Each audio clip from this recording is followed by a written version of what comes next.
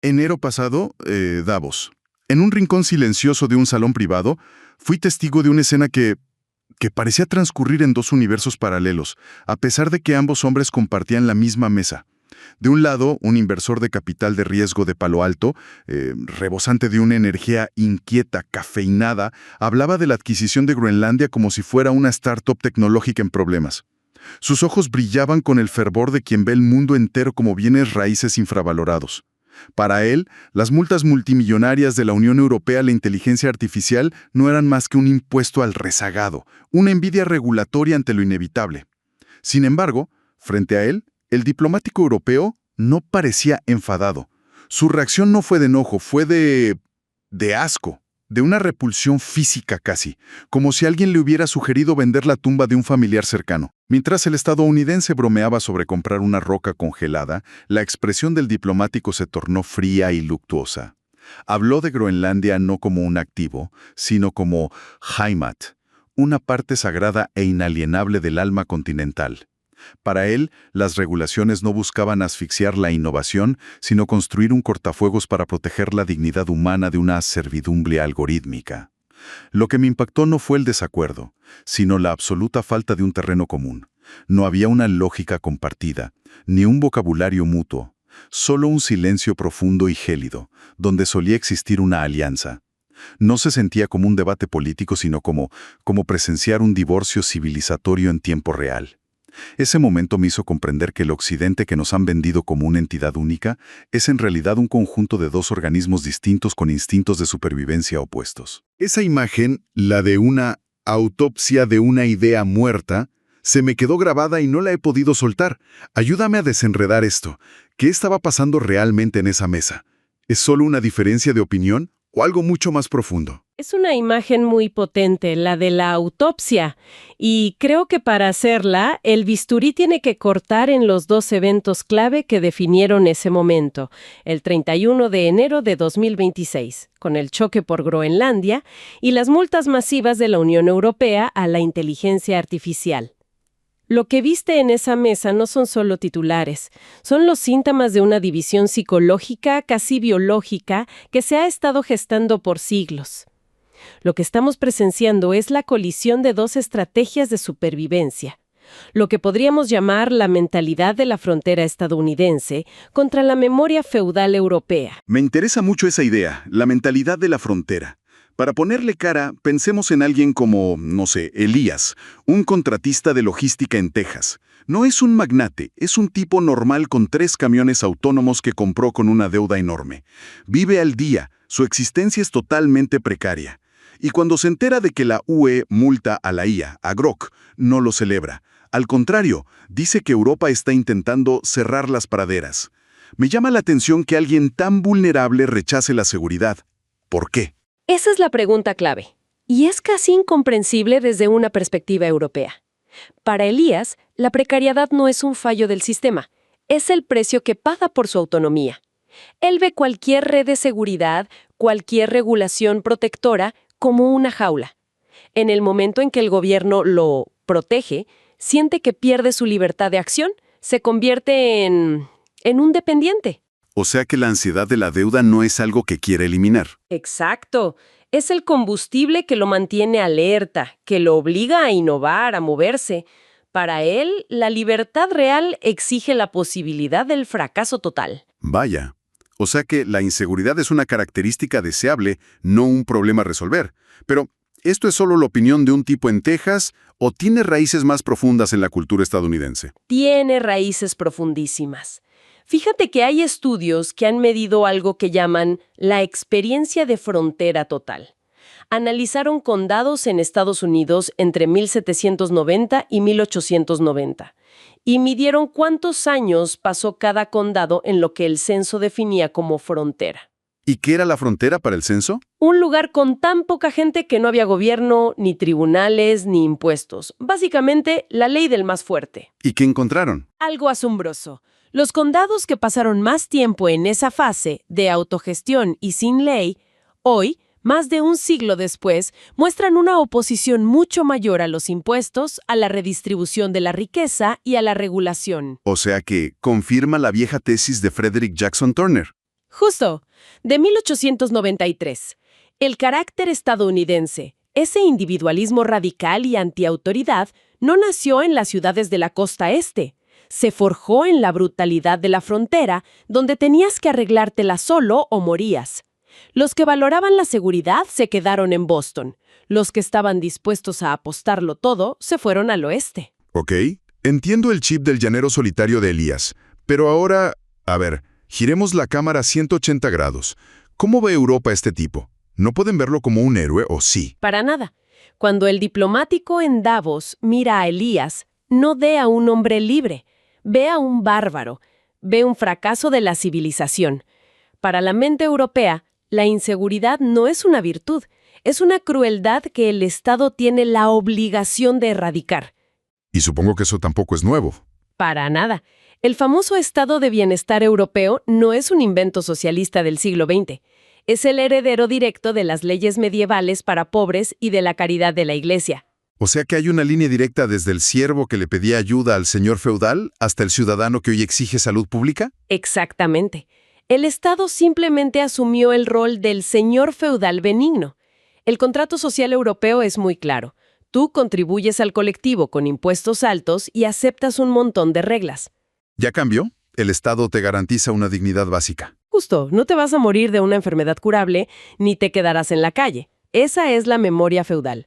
Por eso, para una arquitecta de datos en Berlín, por ejemplo, las regulaciones de la IA no son una carga. Son los muros de su casa los que protegen a su familia de la tormenta del capitalismo salvaje. Entonces es un choque de sistemas operativos. El europeo no entiende por qué alguien elegiría la inseguridad, le parece una locura cruel. Y Elías los mira y ve a gente débil que ha renunciado a su libertad. No hay punto de encuentro. Ninguno. Y esa fractura en cómo ven el dinero y el riesgo se vuelve aún más primal cuando hablamos de tierra. Claro, la crisis de Groenlandia. Tenemos el testimonio de Soren, un diplomático danés. Él cuenta que en las reuniones, el equipo estadounidense sacaba presentaciones de PowerPoint donde hablaban de Groenlandia como soberanía transaccional. ¿Qué demonios significa eso? Es un término muy corporativo que básicamente significa tratar el territorio de un país, su soberanía, como si fuera una empresa o un edificio que se puede comprar y vender. Presentaban proyecciones de retorno de inversión sobre los minerales, las rutas de navegación, un negocio inmobiliario, en resumen. ¿Y cómo reaccionó Soren? Él describe una repulsión visceral. Dice que sintió un frío físico en el pecho. No es que estuviera en desacuerdo con la política, es que su cuerpo la rechazaba.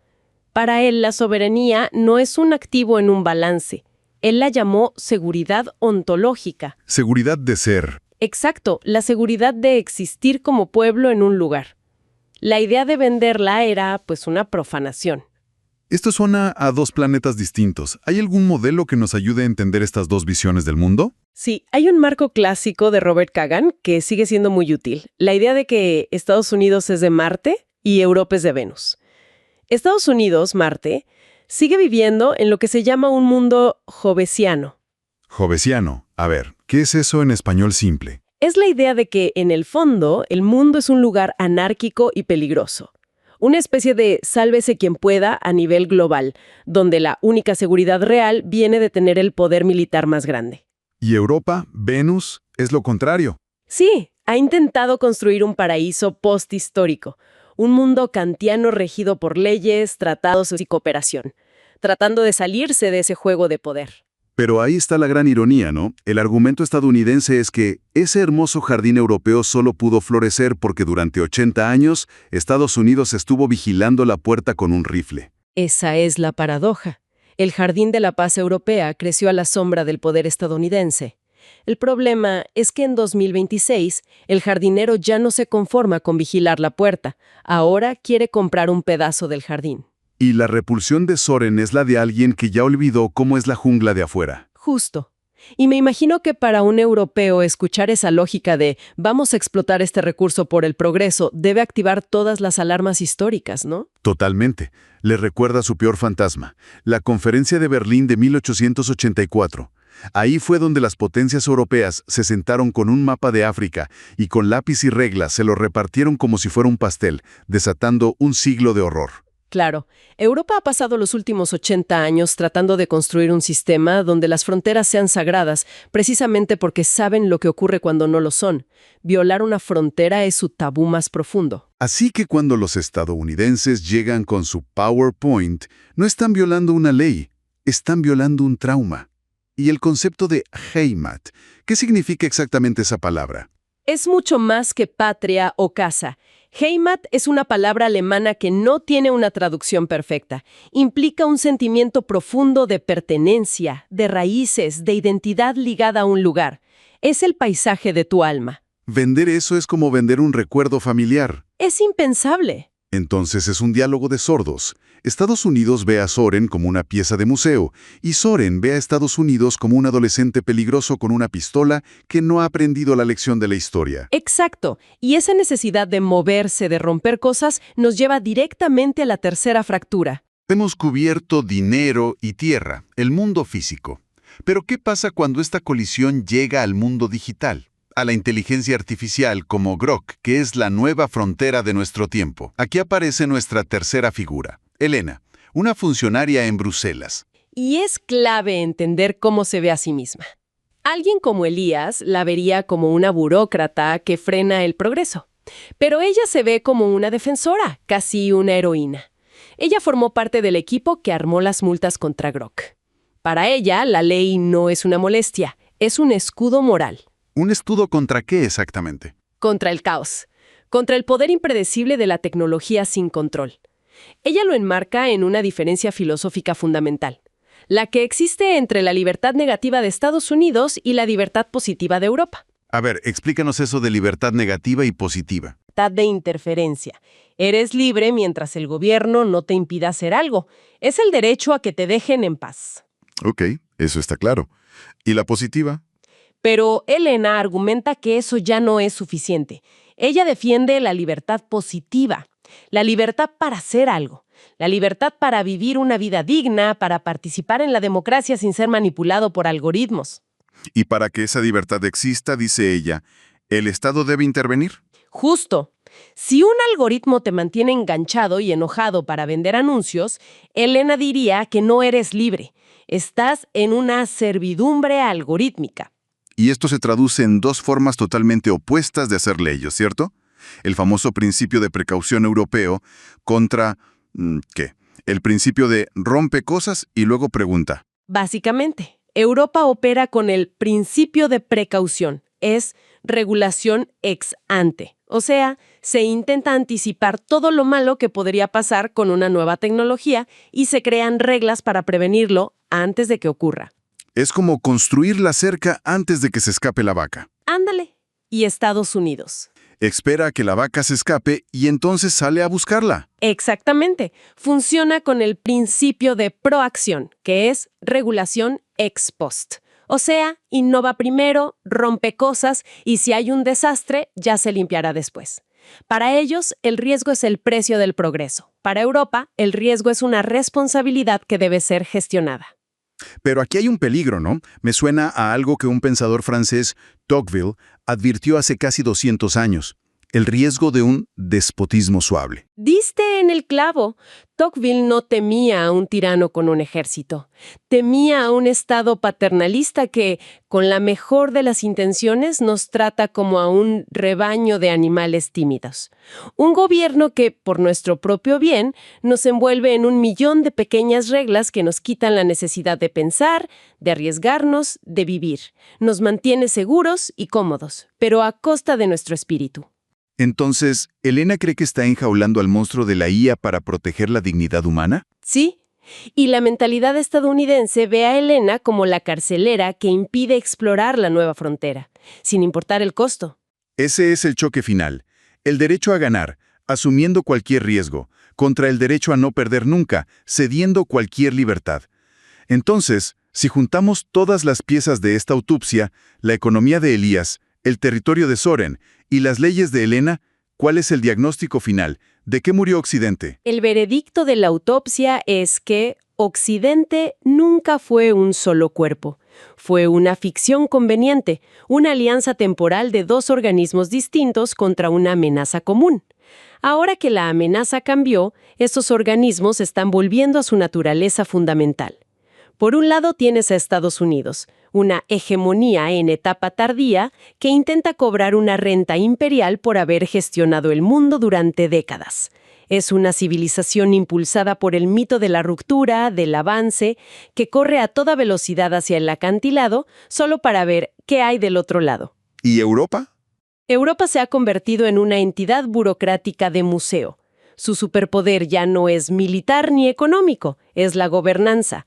Es el guardián del orden, el campeón de las reglas. Es una civilización impulsada por el trauma, que ha visto el abismo y ahora se dedica a construir la valla más alta y robusta posible, muy lejos del borde. Así que no es una ruptura, es una diferenciación, como si finalmente viéramos con claridad lo que siempre fueron. Exactamente. Los gemelos siameses, unidos por un tiempo por la historia, finalmente se separan. Uno corre hacia el horizonte, el otro atrinchera la puerta. Cada noticia sobre un arancel, cada discusión diplomática, no es una pelea familiar. Son dos especies diferentes hablando idiomas diferentes. De la frontera a la fortaleza, la autopsia está completa. Y resulta que el paciente siempre fueron gemelos. Una civilización que acelera hacia el acantilado y otra que construye una cerca lejos de él. Quizá ya no puedan reconocerse como parte de la misma especie.